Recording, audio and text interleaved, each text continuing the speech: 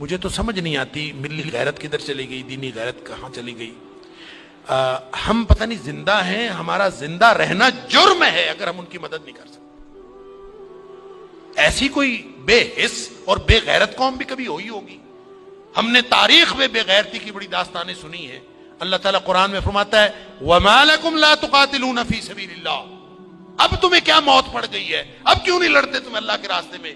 وَالْمُسْتَضْعَفِينَ مِنَ الرِّجَالِ وَالنِّسَاءِ وَالْوِلْدَانِ الَّذِينَ يَقُولُونَ رَبَّنَا أَخْرِجْنَا مِنْ هَذِهِ الْقَرْيَةِ ظَالِمِ أَهْلُهَا، پوری دنیا پر ظلم کی داستانیں ساری دنیا دیکھ رہی ہے۔ مسجد اقصیٰ کو آگ لگا دی گئی ہے، ہماری بچیوں کو، بہنوں کو، بیٹیوں کو وہ اپنے گھٹنے کے نیچے لے کے بیٹھے ہوئے ہیں، تصویریں سوشل میڈیا پر شیئر ہو رہی ہیں، بچے چھوٹے چھوٹے قتل کیے جا رہے ہیں، کسی کو غیرت نہیں آ رہی۔ مجھے تو یوں لگتا ہے یہ ہماری نمازیں، ہمارے سجدے کیسے قبول ہوں گے؟ ہم جو مجرم ہیں جو آرام سے بیٹھے رہیں، کیا کریں؟ بے بسی کی انتہا ہے۔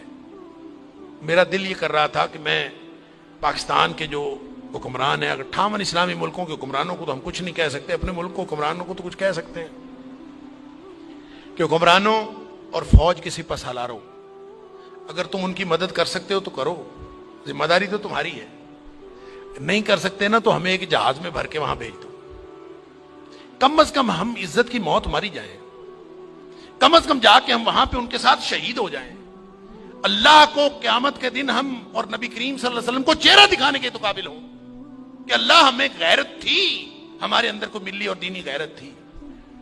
تو دعائیں ہو رہی ہیں، وہ کوئی کہہ رہا ہے کہ اللہ تو کو ابابیل بھیج دے اور ان کی مدد کر دے، کوئی دعائیں کر رہا ہے، کوئی دعائیں کر رہا ہے۔ اس طرح کے لوگوں کی دعائیں اللہ قبول کوئی نہیں کرتا۔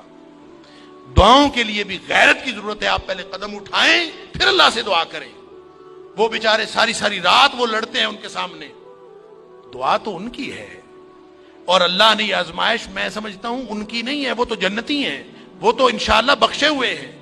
آزمائش یہ باقی ساری دنیا کی ہے، ہم ان کی وجہ سے مجرم بن رہے ہیں، اللہ تعالیٰ معاف فرمائے۔ تو یہ جب قاری صاحب پڑھ رہے تھے تو مجھے خیال آ رہا تھا کہ اللہ ان بیچاروں کے پاس طاقت نہیں ہے، وہ پتھر اکٹھے کر کے بیٹھے ہیں، توپوں بندوقوں کا مقابلہ پتھروں سے کیسے ہوگا؟ یا اللہ تو ابابیل بھیج دے، اور تو جس نے ابرہہ کو اور اس کے لشکر کو تباہ و برباد کر دیا تھا، اللہ اس دور جدید کے ابرہہ کو جو ہماری مسجد اقصیٰ کو تباہ کرنے کے لیے آیا ہے، اور پوری ملت اسلامیہ دہشت گرد پھر مسلمانوں کو کہا جا رہا، بدبخت پوری دنیا میں بدترین دہشت گردی کرتے ہیں، اور پھر بات کرتے ہیں مسلمانوں کی دہشت گردی کرتے ہیں۔ میں تو سمجھتا ہوں پورے 58 اسلامی ملکوں کو اعلان جنگ کر دینا چاہیے، لڑتے لڑتے مر جانا چاہیے، اس زندگی سے وہ موت بہتر ہے۔ ہم نے کیا کیا ہوا ہے؟ کیسی زندگی، کیسا دین، کیا کلمہ پڑھا ہوا ہے ہم نے، کیسی قرآن کی باتیں، کیا قرآن کے دروس۔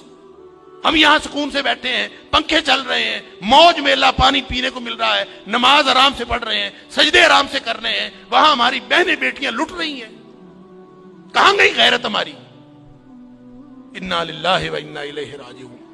مجھے تو یوں لگتا ہے کہ شاید یہ ہمارے آرام سکون سے کیے ہوئے سجدے بھی کہیں جرم نہ بن جائیں۔ اللہ تعالی ہم سب کو معاف فرمائے۔